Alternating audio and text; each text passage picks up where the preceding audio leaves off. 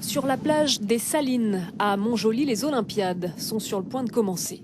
5 équipes de 5 enfants pour 5 épreuves sur le thème des tortues marines.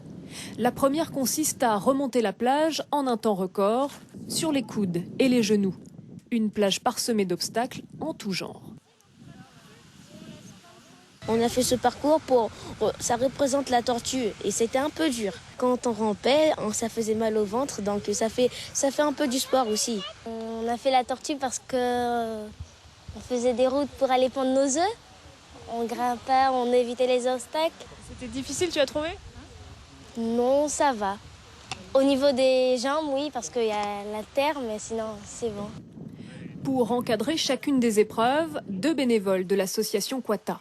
Ils sont là pour sensibiliser les enfants à la protection des tortues marines. L'objectif de l'épreuve, c'est de faire comprendre aux enfants en fait, le trajet et tous les obstacles que la tortue peut rencontrer sur son chemin quand elle va sortir de l'eau pour aller faire son nid. Ça leur permet de comprendre que tous les déchets qui traînent sur la plage peuvent être des obstacles pour les tortues pour qu'elles viennent faire leur nid tranquillement. Un peu plus loin, sur le sentier des Salines, l'épreuve du chamboule-tout. Ici, les enfants doivent toucher les bouteilles sur lesquelles figure l'image d'un chien. Il faut viser le chien parce que c'est le seul prédateur qui a été apporté par l'humain. Et les autres, ce sont des prédateurs naturels qui s'entretuent entre eux.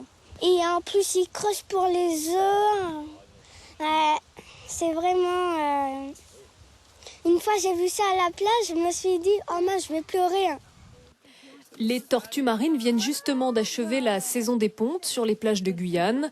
Les toutes premières éclosions seront visibles fin juillet, le meilleur moment d'alerter sur la menace des chiens errants. Donc les chiens déterrent les nids des tortues et voire mangent les tortues. Donc ça, c'est des véritables problèmes. Les autres sont des prédateurs naturels, donc il n'y a pas de raison de les chasser particulièrement. Toti et les Jeux Olympiques est une première pour l'association Quata. Il est prévu de renouveler l'initiative au mois d'août prochain et réaliser à ce moment-là toutes les épreuves, les yeux fermés.